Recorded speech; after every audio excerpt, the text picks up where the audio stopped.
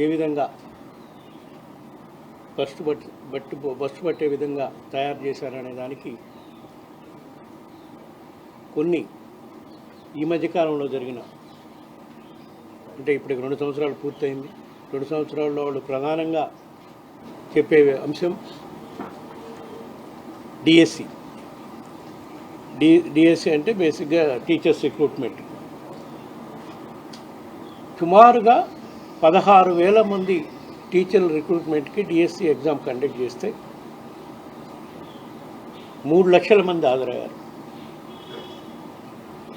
3 లక్షల మందిలో 16,000 మందిని సెలెక్ట్ చేసుకొని అర్హులైన నిరుద్యోగ యువకులకి, మెరిట్ ఉన్న నిరుద్యోగ యువకులకు కూడా, టెస్ట్ రాసిన నిరుద్యోగ యువకులకు కూడా అవకాశాలు రాకుండా పేపర్ లీక్ చేసి, పేపర్ లీకుల వల్ల వాళ్ళ డిపార్ట్మెంట్లో వాళ్ళ పార్టీల్లో పనిచేసే కొంతమంది అవుట్సోర్సింగ్ ఎంప్లాయీస్ ఫస్ట్ ర్యాంక్ వచ్చే విధంగా పేపర్ లీక్ అయిన సంఘటనలు కూడా ఈ మధ్య బయటపడ్డాయి. అదేవిధంగా స్పోర్ట్స్ కోటా కింద అర్హత లేని వాళ్ళకు కూడా స్పోర్ట్స్ కోటా కింద అని చెప్పి డిఎస్సిలో ఉద్యోగాలు ఇవ్వడం జరిగింది. ఇది ఎగ్జామ్ లేకుండానే. ఆ స్పోర్ట్స్ కోటా కూడా ఎట్లా ఫైనలైజ్ చేశారు? ఆ పార్టీ నాయకులు చైర్మన్గా ఉండే స్పోర్ట్స్ కార్పొరేషన్ వీటి ద్వారానో సర్టిఫికేట్లు ఇప్పించి దాని ద్వారా స్పోర్ట్స్ కోటా కింద రిక్రూట్మెంట్ చేయడం జరిగింది. ఇన్ని అవతవకలు జరిగి నిరుద్యోగ యువకులు, అర్హులైన నిరుద్యోగులు ఎంతోమంది ఉద్యోగ అవకాశాలు కోల్పోయే పరిస్థితి వచ్చి ఈరోజు కోర్టును ఆశ్రయించే పరిస్థితి వచ్చింది. ఇదంతా కూడా ఎట్లా లీక్ అయింది, బయటికి ఎట్లా వచ్చింది అంటే, ఈ టెస్ట్లో డిఎస్సి ఎగ్జామ్లో ఫస్ట్ ర్యాంక్ వచ్చిన కుర్రోడు జాబ్ రాకపోతే, ఫస్ట్ ర్యాంక్ వచ్చిన కుర్రోడికి యువకుడికి జాబ్ రాకపోతే కోర్టులో వేయటం జరిగింది. కోర్టులో ఈ విషయం బయటపడింది. సో పేపర్ లీక్ అయింది. స్పోర్ట్స్ కోటా కింద ఏ విధంగా అర్హులు ఈ ఫస్ట్ ర్యాంక్ వచ్చిన వాళ్ళు ఉద్యోగాలు రాలా. ఈవెన్ స్పోర్ట్స్ కోటాలో కూడా గోల్డ్ మెడల్ వచ్చిన అతను కూడా ఉద్యోగం రాలా. సో ఏ స్థాయిలో డిఎస్సిలో అవకతవకలు జరిగాయి చూడండి. దానికోసమై ఇంతమంది నిరుద్యోగ యువకులకి, అర్హులైన నిరుద్యోగులకి అవకాశాలు రాకపోగా దీంట్లో పెద్ద స్కామ్ జరిగింది. పేపర్ లీక్ సుమారుగా 10 లక్షల నుంచి 15 లక్షలు మార్కెట్లో పేపర్లు దొరికే విధంగా వీడియో వైరల్ కూడా అయింది. ఆ వీడియో కూడా మీడియాలో కూడా వచ్చింది. వీటన్నిటిపై రాష్ట్ర ప్రభుత్వం పట్టించుకోని పరిస్థితి ఉంది. వైఎస్ఆర్ కాంగ్రెస్ పార్టీ తరఫున నిన్న రాష్ట్ర గవర్నర్ని కలిసి కూడా దీనిపై సిబిఐ ఎంక్వైరీ చేయాలని చెప్పడం జరిగింది. వైఎస్ఆర్ కాంగ్రెస్ పార్టీ తరఫున ఎంపీలందరం కూడా డిఎస్సిపై సిబిఐ ఎంక్వైరీ కానీ, సిట్టింగ్ జడ్జి చేత కానీ ఎంక్వైరీ చేయించాలని చెప్పి వైఎస్ఆర్ కాంగ్రెస్ పార్టీ తరఫున ఎంపీలందరం కూడా ఈరోజు ప్రధానమంత్రికి, హోమ్ మినిస్టర్కి, ఎడ్యుకేషన్ మినిస్టర్కి, సిబిఐ డైరెక్టర్కి అందరికి కూడా వినతి పత్రం ఇచ్చి దీనిపై సమగ్రంగా దర్యాప్తు చేయాలని కోరే కార్యక్రమం మీద ఈరోజు ఇక్కడికి రావడం జరిగింది. అదేవిధంగా ఇదొక 2 సంవత్సరాల్లో ఇది కేవలం ప్రధాన అంశంగా ఎందుకు చెప్తున్నామంటే, ఎంతోమంది నిరుద్యోగ యువకులకి, అర్హులైన వాళ్ళకి ఉద్యోగ అవకాశాలు రాకపోగా వాళ్ళకి అన్యాయం జరిగింది. కాబట్టి దీన్ని ప్రాథమికంగా తీసుకొని దీనిపై సిబిఐ ఎంక్వైరీ చేయాలి. అదేవిధంగా గత 2 సంవత్సరాల్లో ఏ విధంగా రాష్ట్రంలో కరప్షన్ అవినీతిమైపోయి అన్ని వ్యవస్థలు అవినీతిమయమయ్యాయి అనే దానికి రకరకాల అంశాలు ఉన్నాయి. ప్రధాన అంశం అమరావతి రాజధాని నిర్మాణం. అమరావతి రాజధాని నిర్మాణం సుమారుగా 49,000 ఎకరాల్లో కట్టేదానికి 2014 నుంచి మొదలుపెట్టారు. 49,000 ఎకరాలకి ఎకరాకి 2 లక్షల ఇన్ఫ్రాస్ట్రక్చర్ డెవలప్మెంట్ కానీ 1,00,000 కోట్లు అవసరం అవుతుందని చెప్పారు. మళ్ళీ ఈ మధ్య కాలంలో చంద్రబాబు నాయుడు గారు మళ్ళా ఇంకో 50,000 ఎకరాలు ల్యాండ్ పూలింగ్ కింద తీసుకోవాలని ప్రపోజల్ పెట్టారు. అది కూడా మళ్ళీ డెవలప్ చేయాలంటే ఎకరాకి 2 కోట్ల లెక్కన అది 1,00,000 కోట్లు. సుమారుగా 2 లక్షల కోట్లు అమరావతి ఇన్ఫ్రాస్ట్రక్చర్ డెవలప్మెంట్ ఖర్చు పెట్టే విధంగా వీళ్ళు ప్రణాళికల రూపకల్పన చేయడం జరిగింది. ఈ అంశం ఎందుకు చెప్తున్నానంటే, అమరావతి క్యాపిటల్ నిర్మాణం పేరుతో పెద్ద ఎత్తున అవినీతి జరుగుతుంది. ఇదంతా ప్రజల సొత్తు. వీళ్ళు అప్పులు తెచ్చి రాజధాని నిర్మాణం చేసిన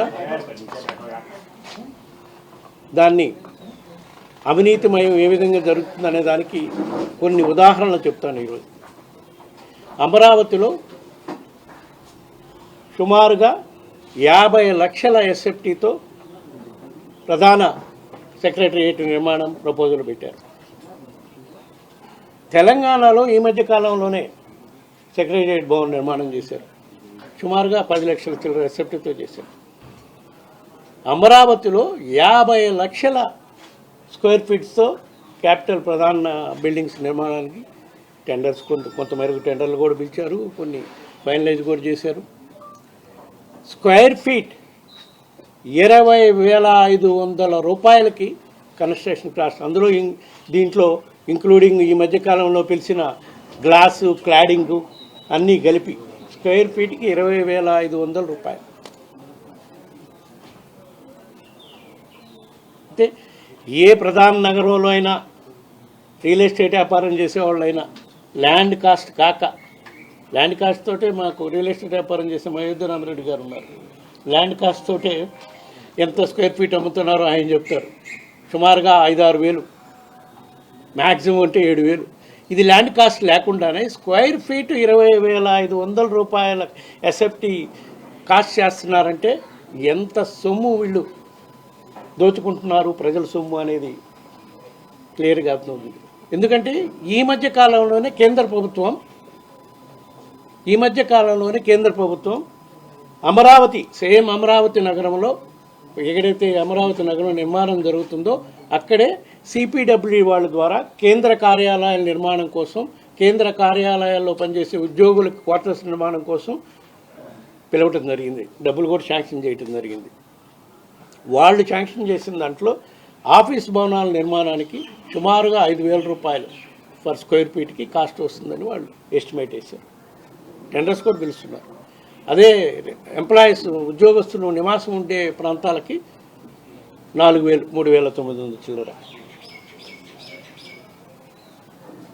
కేంద్ర ప్రభుత్వమే సిపిడబ్ల్యూడి ఆధ్వర్యంలో నిర్మాణం చేస్తున్నారు. సేమ్ అమరావతిలో నిర్మాణం చేస్తున్నారు, వేరే ఊర్లో కాదు. సో దీన్ని బట్టి ప్రజలందరూ ఒకసారి అర్థం చేసుకోవాల్సిన అవసరం ఉంది. ఏ విధంగా అమరావతిలో ప్రజల సొమ్ము రాజధాని నిర్మాణం పేరుతో లూటీ జరుగుతుంది అనేది ప్రజలందరికీ మీ ద్వారా తెలియజేయాలని కోరుకుంటున్నాను. దానికోసమై అదే కాదు, ఇంకో అంశం కూడా అమరావతిలో రోడ్ల నిర్మాణానికి మరి నేషనల్ హైవేస్ అథారిటీ వాళ్ళు రోడ్డు నిర్మాణం చేస్తే పర్ కిలోమీటర్కి 23 కోట్లు అవుతుంది వాళ్ళ కాస్ట్. దీని ప్రకారం సేమ్ అమరావతిలో రోడ్డు నిర్మాణానికి రాష్ట్ర ప్రభుత్వం 58 కోట్ల రూపాయలతో శాంక్షన్ చేస్తుంది. 58 కోట్ల రూపాయలు పర్ కిలోమీటర్. సో అక్కడ స్క్వేర్ ఫీట్కి 20,000 పే చేస్తారు, 20,000 కన్స్ట్రక్షన్ కాస్ట్ పే చేస్తున్నారు. నేషనల్ హైవేస్ నిర్మాణం కన్నా కూడా డబుల్ అమౌంట్ రాజధానిలో రహదారుల నిర్మాణానికి పే చేస్తున్నారు. ఇంత పెద్ద ఎత్తున అవినీతి జరుగుతుంది కాబట్టి దీనిపై కూడా సమగ్రమైన దర్యాప్తు చేయాలి. సిబిఐ కానీ వేరే సెంట్రల్ ఏజెన్సీ దేనితోనైనా దీనిపై కూడా సమగ్రమైన దర్యాప్తు జరపాలని చెప్పి వైఎస్ఆర్ కాంగ్రెస్ పార్టీ తరఫున కేంద్ర ప్రభుత్వాన్ని డిమాండ్ చేస్తూ ఉన్నాం. ఈ 2 అంశాలే కాకుండా ఇంకొక ప్రధాన అంశం ల్యాండ్స్ అలాట్మెంట్.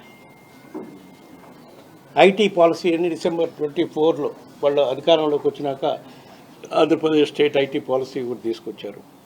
ఆ పాలసీ కింద 99 పైసలకి ఎకరా ల్యాండ్ అలాట్ చేస్తున్నారు. ఐటీ కంపెనీస్కి 99 పైసలకి అలాట్ చేస్తున్నారు.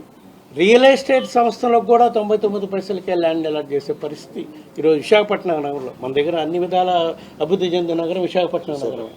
అట్లాంటి విశాఖపట్నం నగరంలో 99 పైసలకి రియల్ ఎస్టేట్ సంస్థలకు కూడా ల్యాండ్స్ అలాట్ చేస్తున్నారు. ఎవరికి వాళ్ళ స్వప్రయోజనాలు కాపాడే రియల్ ఎస్టేట్ సంస్థలు. మరీ ముఖ్యంగా ఒక తెలుగుదేశం ఎంపీకి సంబంధించిన ఒక ఎడ్యుకేషన్ ఇన్స్టిట్యూషన్కి సంబంధించి 54 ఎకరాలు సుమారుగా 5,000 కోట్ల వర్త్ ల్యాండ్ ఈ మధ్య ఆయనకి రెగ్యులరైజేషన్ చేయడం జరిగింది, ధరసత్వం చేయడం జరిగింది.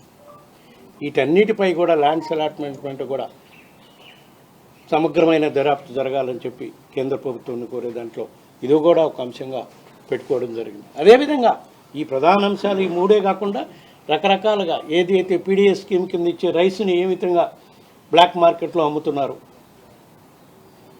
దీనిపై కూడా సమగ్రంగా దర్యాప్తు జరపాలి.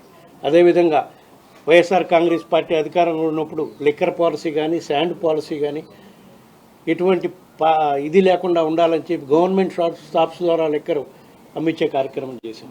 అదేవిధంగా శాండ్ కూడా గవర్నమెంట్ స్టాల్స్ ద్వారా శాండ్ కూడా అఫీషియల్గా అమౌంట్ కట్టి ఇప్పుడేమో శాండ్ పేరుతో తెలుగుదేశం కార్యకర్తలు నాయకులు ఉచిత శాండ్ పేరుతో లూటీ చేసే పరిస్థితి ఈరోజు రాష్ట్రంలో ఉంది.